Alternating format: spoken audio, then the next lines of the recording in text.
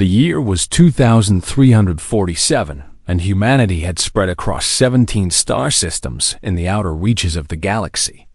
Captain Daniel Hayes stood on the bridge of the USS Resolute and watched the stars through the main viewport. His ship was a Titan-class warship with 400 crew members and enough firepower to crack a small moon. They had been assigned to patrol the border near the colony world of New Montana, and everything had been quiet for months, until that morning changed everything forever. Lieutenant Commander Katie Morris sat at her station monitoring the sensor arrays when the alarms started screaming across the bridge. She turned to face her captain with wide eyes and said that something massive was coming through a spatial tier, about 200,000 kilometers from the planet. The readings were unlike anything she had ever seen before. Hayes moved to stand behind her and studied the data on her screen. The object emerging from the tier was enormous, and his instruments measured it at nearly 20 kilometers long. It was shaped like a golden crescent with light radiating from every surface, and it moved with a grace that seemed impossible for something so large. Communications Officer Megan Taylor reported that they were receiving a broadcast on all frequencies, and the message was in perfect English. Hayes told her to put it on the main screen, and the bridge crew watched as an image appeared before them. The being that appeared was made of pure light, or at least that was how it looked. It towered in the frame like a giant composed of golden radiance, and its voice echoed with power and authority. It called itself Sovereign Orth of the Velthary Dominion, and it declared that the children of Earth had finally been found by their creators. The message continued with Orth explaining that the Velthary had seeded life across the galaxy millions of years ago, and that humanity was one of their many creations. He said that the time had come for humanity to fulfill its purpose and join the great family of Velthori children. All that was required was complete surrender and worship of the divine beings who had given them existence. Hayes felt his stomach turn as he listened to these words. Something about this felt wrong to him in a way he could not quite explain. He had served in the fleet for 23 years, and he had learned to trust his instincts. These instincts were now screaming that this glowing figure was not what it claimed to be. The broadcast ended with a warning that worlds which refused to accept the divine truth would face the consequences of their defiance. Arth said that the Velthari were patient, but their patience had limits, and those who rejected their creators would learn the meaning of divine wrath. Within hours, the colonial government of New Montana had surrendered. Governor Paul Bennett appeared on screens across the planet and told his people that they must embrace their creators and give thanks for this miraculous reunion. He ordered the construction of temples to begin immediately and declared that any resistance to the Velthari would be treated as treason. Hayes watched the surrender broadcast from his ready room with Dr. Nathan Cole standing beside him. Cole was the chief science officer on the Resolute, and he had been studying the Velthari ship since it arrived. He told the captain that something about the energy readings did not match what they were being told. The ship was advanced, but it was not divine, and it followed patterns that suggested manufactured technology. The captain asked Cole what he meant by that, and the scientist explained that real miracles would not have serial consistency in their emission spectra. Whatever power source that ship used, it was built in a factory somewhere, and factories meant supply chains, and supply chains meant a civilization, not a pantheon of gods. More human worlds surrendered over the following weeks. 8 colonies had embraced the Velthari faith by the end of the first month, and temples rose on every one of them. The converts spoke of miracles they had witnessed and blessings they had received. They called the Resolute and her crew heretics for refusing to kneel. Admiral Lisa Garrett contacted Hayes from Fleet Headquarters and asked him why he had not brought his ship to one of the converted worlds for the blessing ceremony. Hayes told her that he had concerns about the true nature of the Velthari and that he was conducting an investigation. The Admiral warned him that his skepticism was being noticed, and that powerful people were starting to ask questions about his loyalty. Hayes ended the call and gathered his senior officers in the secure briefing room. He told them that he believed the Vulturi were lying about everything and that he intended to prove it. He asked if anyone wanted to transfer off the ship before they went any further down this path. Not a single officer moved. Lieutenant Commander Morris said that she had served with the captain for 7 years and that she trusted his judgment. Chief Engineer Scott Palmer said that he had taken apart one of their drone units and found manufacturing stamps inside that proved these things were built, not created by divine power. Communications Officer Taylor said that she had been intercepting Vulturi transmissions and that they spoke very differently when they thought no one was listening. Hayes felt a surge of pride in his crew as he looked around the room. These were good people who valued truth over comfortable lies and courage over easy surrender.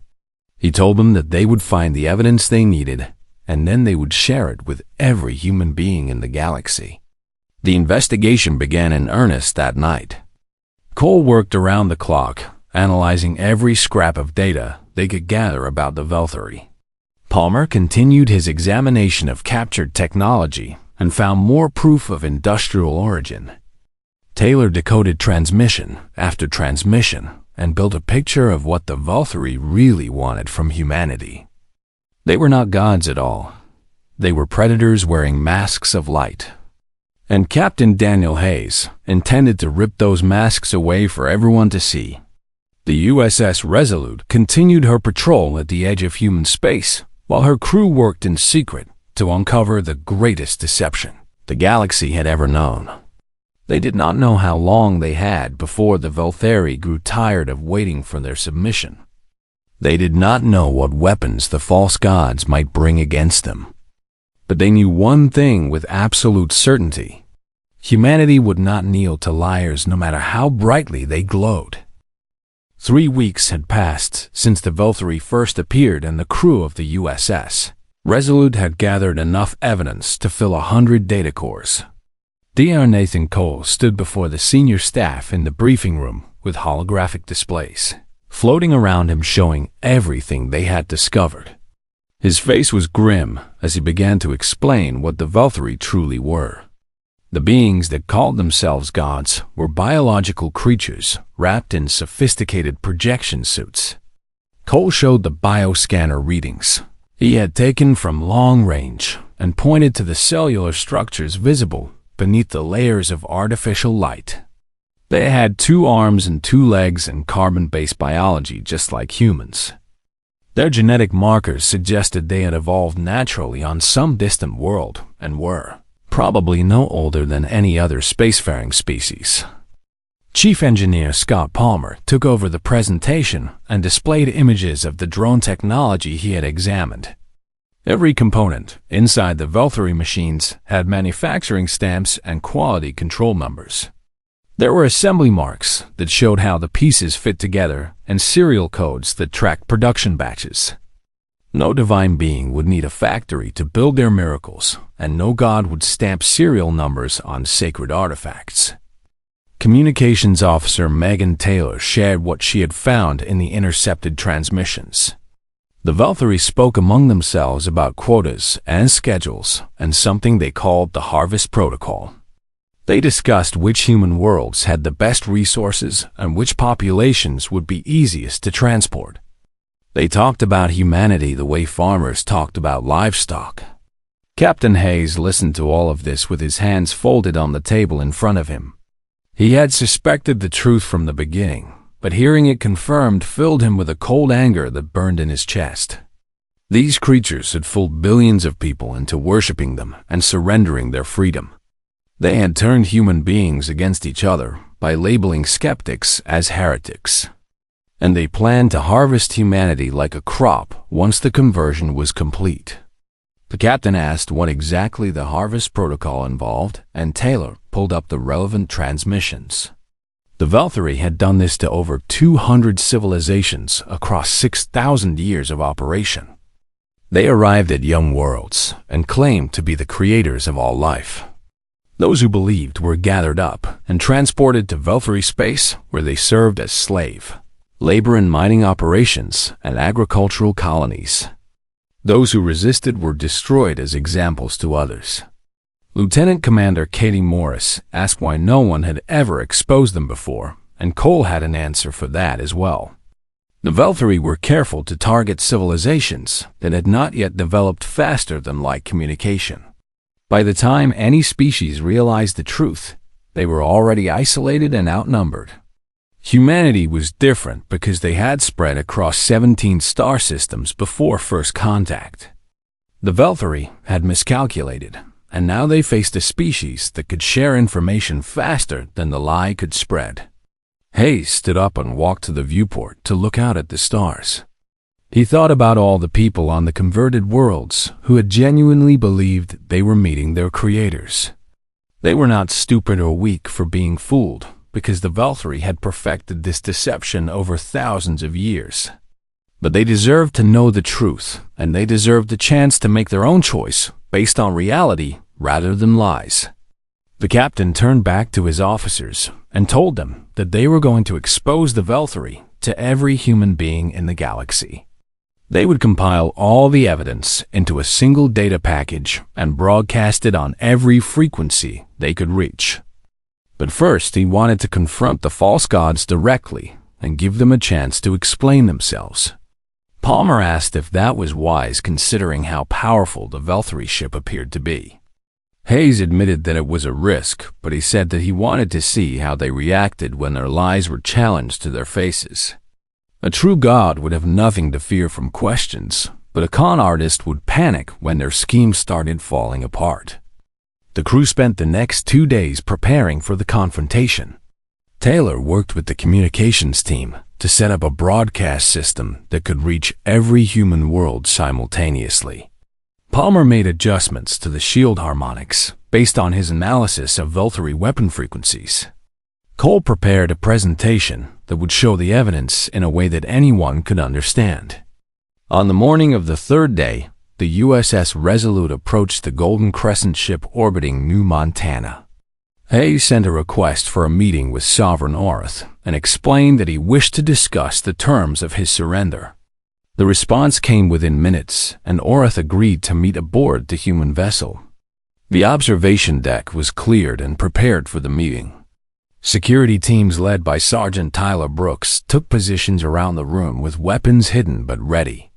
The senior officers gathered behind their captain and waited for their guests to arrive. Orth materialized in a flash of golden light that filled the room with warmth and radiance. His projected form towered over the humans, and his voice echoed with manufactured authority as he welcomed Captain Hayes to the family of Velthari children. He said that it pleased him greatly to see another human leader accept the divine truth. Hayes stood with his hands behind his back, and his expression calm as he began to ask questions. He wanted to know where exactly the Velthari homeworld was located. He wanted to know what evolutionary path had led them to become beings of pure energy. He wanted to know if they could demonstrate their creative powers by making something from nothing right there on the observation deck. Orath's responses were filled with mystical language that sounded impressive but said nothing concrete. He spoke of cosmic mysteries beyond human comprehension and divine secrets that could not be shared with mortal minds. When Hayes pressed harder, the tone shifted from benevolent to threatening. The Sovereign warned that doubt was dangerous and that those who questioned the gods would face consequences. That was when Hayes gave the signal. Every screen on the observation deck lit up with evidence. The bioscans showing biological creatures in suits. The manufacturing stamps on supposedly sacred technology. The intercepted transmissions about harvesting and quotas. The serial numbers and quality control marks that proved everything was built in factories. Orth's projection flickered, and for just a moment the light faded enough to reveal what lay beneath. Hayes saw gray skin and large black eyes, and a lipless mouth twisted in an expression of shock and fury. Not a god at all, but just another creature hiding behind a clever disguise. The captain looked directly at the exposed fraud and told him that the lie was over. The broadcast had already begun, and every human world was receiving the evidence at that very moment. The age of false gods was ending, and it was ending right here on the observation deck of a human warship. Aerith's true voice emerged harsh and cold, without the manufactured echo of divinity. He told Hayes that he had made a terrible mistake, and that the Valkyrie would destroy the Resolute and everyone aboard. Then they would burn every world that had seen this broadcast until humanity learned to kneel. Hayes smiled and told Aerith that he was welcome to try. Sovereign Aerith vanished from the observation deck in a flash of angry light, and the alarms on the USS Resolute began screaming seconds later. Lieutenant Commander Katie Morris called from the bridge to report that the Valkyrie crescent ship was powering weapons and turning toward them. The false gods had chosen violence over truth, and now everyone aboard the human warship would have to fight for their lives.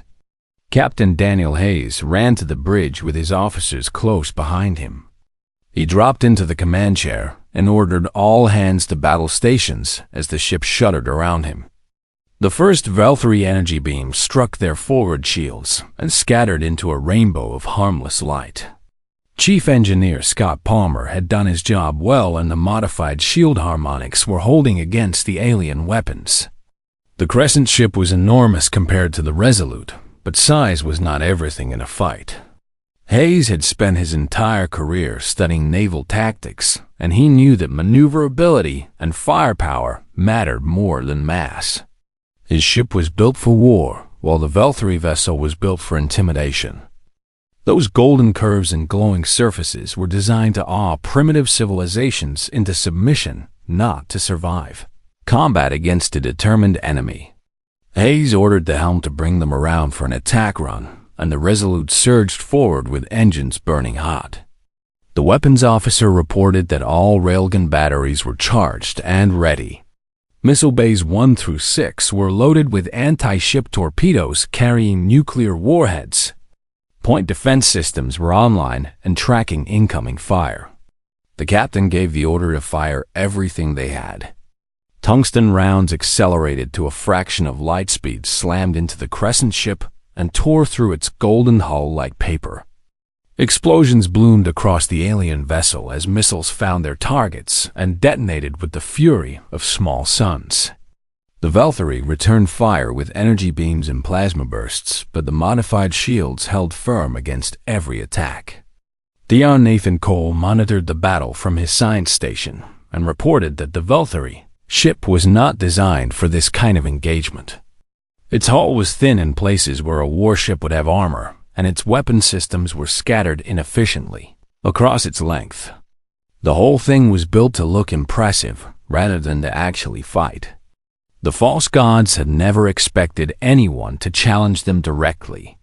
The battle raged for 11 minutes that felt like hours to everyone aboard the Resolute. Damage reports came in from across the ship as systems strained under the pressure of sustained combat. 3 crew members were injured when a plasma burst overloaded a power conduit on Deck 7. The port shield generator was running hot and threatening to fail. But the Valkyrie ship was suffering far worse damage, with whole sections going dark as human weapons found their marks. Communications officer Megan Taylor reported that she was intercepting panicked transmissions from the enemy vessel. The Valkyrie were screaming at each other about hull breaches and failing systems. They were calling for reinforcements that would take days to arrive. They were arguing about whether to surrender or keep fighting. For the first time in 6,000 years, the false gods were afraid. Hayes pressed the attack and ordered concentrated fire on the crescent ship's main power systems. The railgun crews targeted the reactor sections with precise volleys that punched through weakened armor. Secondary explosions rippled through the alien vessel as power conduits overloaded and fuel lines ruptured. The golden glow that had once made the ship seem divine flickered and died as system after system went offline. The Valkyrie ship drifted dead in space with smoke pouring from 100 wounds in its hull. Surrender signals broadcast on all frequencies as the false gods begged for mercy from the humans they have threatened to destroy. Escape pods launched from the crippled vessel, carrying crew members desperate to flee the wreckage of their lives. Sergeant Tyler Brooks led a boarding team to secure the enemy ship and capture Sovereign Orath. They found the alien leader hiding in a damaged compartment with his projection suit malfunctioning and sparking around him. Without the manufactured light, he looked small and pathetic as the human soldiers dragged him out of his hiding place. His gray skin was covered in dust, and his large black eyes were wide with terror. Hayes watched from the bridge as his crew took control of the Valkyrie vessel. He felt no joy in this victory, only a grim satisfaction that the truth had won against lies. These creatures had enslaved hundreds of civilizations through deception and fear. They had stolen the futures of countless beings who deserved better than to serve false gods. Now they would answer for their crimes. The broadcast had been running throughout the entire battle, and every human world had seen what happened. They watched a single warship challenge beings that claimed to be divine and win. They saw the evidence of the deception laid bare for all to examine. They watched the golden ship that had seemed so powerful crumble under human weapons. The reactions came flooding in within hours. Governor Paul Bennett of New Montana appeared on screens across his world and tearfully apologized for surrendering so quickly. He said that he had been fooled like everyone else, but that he would not remain fooled now that the truth was known. He ordered the temples torn down and called for the Valkyrie missionaries on his planet to be arrested. Similar scenes played out across every converted colony as people who had believed the lie discovered they had been deceived. Some were angry at the Valkyrie for taking advantage of their faith. Others were angry at themselves for believing so easily. But nearly all of them were grateful to the crew of the USS. Resolute for having the courage to question what everyone else had accepted. Admiral Lisa Garrett contacted Hayes from Fleet Headquarters, and her tone was very different from their last conversation. She told him that she owed him an apology for doubting his instincts, and that the entire fleet was mobilizing to deal with any Valkyrie reinforcements that might arrive. She asked if there was anything the Resolute needed after the battle. Hayes said that his ship needed repairs and his crew needed rest, but more than anything they needed answers. The Valkyrie had mentioned over 200 enslaved civilizations across the galaxy. Those beings were still trapped under the rule of false gods, and they deserved to know the truth as well. Humanity had exposed one deception, but the work was far from finished. The captain looked at the crippled crescent ship drifting outside his viewport and thought about all the suffering it represented. Countless worlds had knelt before vessels just like this one and surrendered their freedom to liars. Billions of beings had lived and died as slaves because no one had ever questioned the glowing figures who claimed to be divine. That was going to change. Hayes turned to his crew and told them to prepare for a long campaign. They were going to find every world the Valkyrie had conquered, and they were going to set them free. It would take years and it would be dangerous, but it was the right thing to do. Humanity had stumbled onto a galaxy-wide crime, and they were not going to walk away. The age of false gods was ending, and humanity would be the ones to end it. 6 months had passed since the battle at New Montana, and humanity was at war with the Valkyrie Dominion. Admiral Lisa Garrett commanded the United Earth Fleet from her flagship and coordinated operations across 3 galactic arms. Captain Daniel Hayes had been promoted to Admiral himself and given command of the Liberation Fleet with the USS Resolute serving as his flagship. They had freed 17 worlds so far, and they were not planning to stop until every slave under Valkyrie control had been set free. The campaign had revealed the true scope of the Valkyrie deception. They had been running their scheme for over 6,000 years and had enslaved more than 200 civilizations during that time. Some of these species had been under their control for so long that they had forgotten they had ever been free. They had generations of beings who had been born into slavery and taught from birth that the Valkyrie were divine creators who deserved absolute obedience. Hayes studied the intelligence reports in his ready room while Dr. Nathan Cole sat across from him explaining what they had learned. The Velthari operated from a central region of space they called the Sacred Realm. This was where the ruling council lived and where the most important slave populations were kept. The outer territories were managed by subordinate commanders like Sovereign Areth, who traveled to new worlds and harvested fresh populations. The harvesting process was brutal in its efficiency. Conquered peoples were sorted by skills and physical capabilities, then transported to wherever they were needed. Strong beings became laborers in mining colonies. Intelligent beings became technicians and engineers maintaining Velthari infrastructure. Those who resisted were publicly executed as warnings to others. The false gods had built their entire civilization on the backs of slaves who believed they were serving divine masters. Cole told Hayes that they had made contact with resistance movements on several occupied worlds.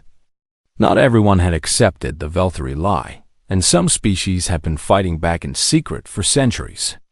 These rebels were eager to work with humanity and share information about Velthari weaknesses.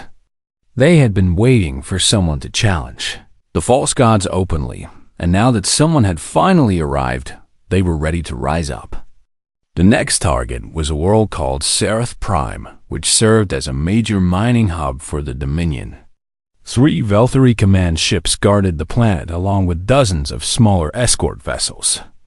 The slave population numbered in the billions, and they had been under control for over 1,000 years. Liberation would be difficult, but Hayes believed it was possible with the right strategy. Lieutenant Commander Katie Morris had transferred to the Liberation Fleet to serve as Hayes's executive officer once again.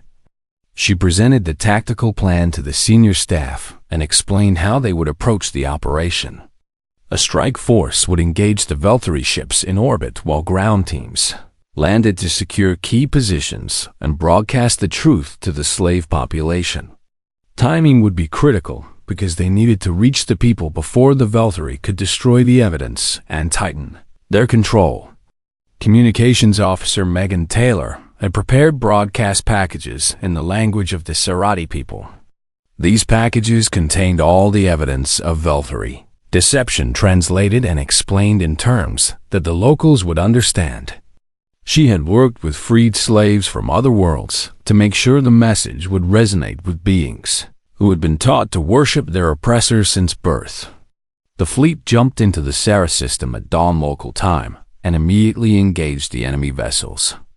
Hayes commanded the battle from the bridge of the Resolute, while his captains followed his orders with precision. Human warships had learned a great deal about fighting the Velthari over the past 6 months, and they knew exactly where to hit them for maximum damage. The 3 command ships put up a fierce resistance, but they were no match for the coordinated assault. Human railguns tore through their hulls while missiles found their reactor cores. One ship exploded in a brilliant flash that lit up the orbit of Sereth Prime. Another tried to flee, but was cut off by fast attack cruisers and forced to surrender. The third fought to the end and was reduced to drifting wreckage within 20 minutes of the battle starting. Ground teams landed across the planet as the orbital battle concluded. Sergeant Tyler Brooks led the primary strike force to the main temple complex where the Velthari administrators controlled the population. They encountered resistance from slave soldiers, who had been conditioned to fight for their masters, but the humans used non-lethal weapons whenever possible. These soldiers were victims, not enemies, and they deserved a chance to learn the truth. The broadcast began as soon as Taylor established control of the planetary communication network. Screens across Sereth Prime lit up with evidence that their gods were frauds. The Serati people saw the biological scans and the manufacturing stamps and the intercepted transmissions. They saw footage of the battle at New Montana, where a single human warship had defeated a Velthari cruiser. They heard testimony from freed slaves who had once believed just as they did. The reaction was not immediate. Generations of conditioning could not be undone in a single day. Many Serati refused to believe what they were seeing, and clung to their faith in the divine masters. Some attacked the human soldiers, thinking they were demons sent to test their devotion. But others listened and questioned, and began to see the truth that had been hidden from them for 1,000 years. Hayes walked through the streets of the capital city a week after the liberation and saw the first signs of change. Temples that had once been filled with worshippers stood empty as people stopped attending services. Statues of Velthari sovereigns had been torn down by crowds who felt betrayed by the lies they had believed. Schools were being reorganized to teach children the true history of their people rather than the myths invented by their oppressors. A Sarati elder approached Hayes and asked to speak with him. Her name was Vina, and she had served in the temple administration for 60 years. She told him that she had always suspected something was wrong, but had been too afraid to question. The Velthari punished doubt with death, and so she had kept her suspicions hidden even from herself. Now she was free to think clearly for the first time in her long life, and she wanted to thank the humans who had given her that gift. Hayes told her that she had nothing to thank him for, because freedom was not a gift. It was a right that had been stolen from her people, and he had simply helped them take it back. The Sarati would have to rebuild their civilization on their own terms and decide for themselves what kind of future they wanted. Humanity would support them but would not try to replace one set of masters with another. Venus smiled and said that perhaps the humans truly were different from the Velthari after all. She had worried that one group of powerful outsiders would simply replace another, but she was beginning to believe that these strange beings from Earth actually meant what they said. They were not claiming to be gods, and they were not demanding worship. They just wanted everyone to be free. The Liberation Fleet moved on to the next target while reconstruction efforts continued on Seraph Prime. There were still over 100 worlds under Velthari control, and each one would need to be freed. The campaign would take years to complete, but Hayes was committed to seeing it through. Every being in the galaxy deserved to know the truth about the false gods who had stolen their freedom. He stood on the bridge of the Resolute and looked out at the stars. Somewhere out there, the Velthari ruling council was watching their empire crumble. They had spent 6,000 years building a civilization on lies, and now those lies were being exposed one world at a time. Hayes wondered what they were thinking as they watched everything they had built fall apart. He hoped they were afraid. 2 years had passed since the war began, and the Velthari Dominion was collapsing. Admiral Daniel Hayes stood on the bridge of the USS Resolute and watched as his fleet assembled for the final assault. Over 300 warships from Earth and 100 more from liberated worlds had gathered at the edge of the sacred realm. Today, they would strike at the heart of the false gods and end 6,000 years of tyranny. The campaign had been long and costly, but humanity and their allies had prevailed. 187 worlds had been liberated from Velthari. Control and billions of beings had learned the truth about their supposed creators. The slave armies that once fought for the Dominion had turned against their masters once they understood the deception. Velthari commanders were being captured and tried for their crimes on world after world. But Dr. Nathan Cole had spent the past 2 years studying everything the Velthari had tried to hide. He discovered that they had originated on a planet called Velth in a system they now called the First Light. They had developed advanced technology and begun exploring the galaxy about 8,000 years ago. When they encountered younger civilizations, they realized that claiming to be gods was easier than trading or diplomacy. The scheme had worked so well that they built their entire society around it. The ruling council of the Velthari Dominion consisted of 12 individuals who called themselves the Divine Assembly. They lived in a massive station orbiting their homeworld and directed operations across their territory. Each member of the council was responsible for a different sector of their empire and competed with the others for resources and power. They were not united in their divinity, but fractured by the same petty conflicts that plagued any political body. Admiral Lisa Garrett commanded the main battle fleet, while Hayes led the liberation forces. Their plan was simple but effective. Garrett would engage the Velthari defense fleet and draw them away from the homeworld, while Hayes moved in to secure the Divine Assembly. The council members were the key to ending the war because the remaining Velthari forces would surrender once their leaders were captured. The assault began at dawn standard time, with human and allied ships jumping into the sacred realm from multiple directions. The Velthari had gathered every ship they could find to defend their home, but they were still outnumbered and outgunned. Their fleet formation broke apart within the first hour as human warships punched through their lines and scattered their forces. Hayes drove the Resolute toward the homeworld, while battles raged around him. Lieutenant Commander Katie Morris coordinated damage control as enemy fire scorched their shields. Chief Engineer Scott Palmer kept the engines running at maximum power, despite warnings that they were pushing the limits. Communications Officer Megan Taylor jammed enemy communications and broadcast surrender demands in every language they had learned. The Divine Assembly Station was a massive construct, shaped like a 12-pointed star with each point, housing one council member. It was heavily armed, but the weapons were designed more for show than for actual combat. The Velthari had never imagined that anyone would dare to attack their sacred home, and they had not prepared for a serious assault. Sergeant Tyler Brooks led boarding teams onto the station, while the Resolute provided covering fire. They fought through corridors filled with guards, who refused to surrender, and automated defenses that tried to stop their advance. One by one, they reached the council chambers and captured the beings who had ruled the Dominion for generations.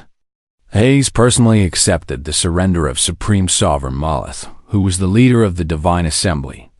The ancient Velthari looked nothing like a god as he knelt on the floor of his chamber with human soldiers standing over him. His projection suit had been deactivated, and his gray skin was pale with fear.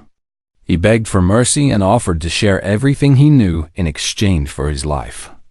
The Admiral looked down at this creature, who had caused so much suffering, and felt only disgust. Maleth had ordered the enslavement of billions and the destruction of civilizations that refused to worship him. He had lived in luxury while countless beings toiled and died in his name. He had built an empire on lies and murder, and now he wanted mercy from the people who had torn that empire down. Hayes told Maleth that he would face justice for his crimes. There would be trials and evidence and testimony from survivors. The galaxy would see what the Velthari had done and would decide what punishment they deserved. It would not be quick, and it would not be easy, but it would be fair. That was the difference between humans and false gods. The war ended 3 days later when the last Velthari forces surrendered. Every ship that had fought for the Dominion lowered their weapons and submitted to the authority of the Liberation Fleet. Every outpost and colony that had served the false gods declared their loyalty to the new order. The greatest deception in galactic history was finally over. The aftermath required years of careful work. Liberated species needed help rebuilding their societies and recovering from generations of trauma. Former slaves needed education and support to become free citizens. The Velthari themselves needed to be reintegrated into galactic society as a regular species rather than divine masters. It was an enormous task, but the free peoples of the galaxy were determined to succeed. Hayes attended the first assembly of the Free Galactic Council on a station built in neutral space. Representatives from over 200 species had gathered to establish a new framework for cooperation and mutual defense. They had all been touched by the Velthari, deception in different ways, and they all shared a commitment to ensuring that nothing like it ever happened again. The Admiral was asked to address the assembly, and he walked to the podium feeling the weight of the moment. These beings had come from worlds scattered across the galaxy, and many of them had never encountered humans before the liberation. They were looking to him for wisdom and guidance, even though he felt he had nothing special to offer.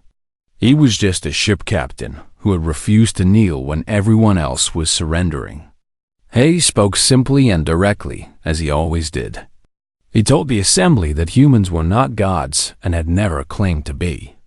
They were just people who built things and explored places and asked questions when something did not make sense. The Valkyrie had failed because they had relied on ignorance to maintain their power. Once the truth was exposed, their empire crumbled because lies cannot survive in the light. He said that the key to remaining free was to keep asking questions and demanding evidence. No being should ever have to accept claims of divinity or superiority without proof. No government should ever be allowed to suppress doubt or punish skepticism. The moment people stopped questioning was the moment they became vulnerable to new tyrants wearing new masks. The assembly voted unanimously to adopt a charter based on these principles. Every member species committed to education and transparency and the free exchange of ideas. They established institutions to monitor for deception and to share knowledge across their territories. They created rapid response forces that could intervene when new threats emerged. Hayes returned to Earth after the assembly concluded and found a hero's welcome waiting for him. Crowds cheered his name, and politicians wanted to give him medals and titles. He accepted the recognition graciously, but refused any special honors. He said that the crew of the USS Resolute had done what any good sailors would do when they encountered injustice. They had fought against it and won. The admiral retired to a small house on the coast of Maine, where he could watch the ocean and think about everything that had happened. Sometimes old crew members came to visit, and they would talk about the war and the friends they had lost.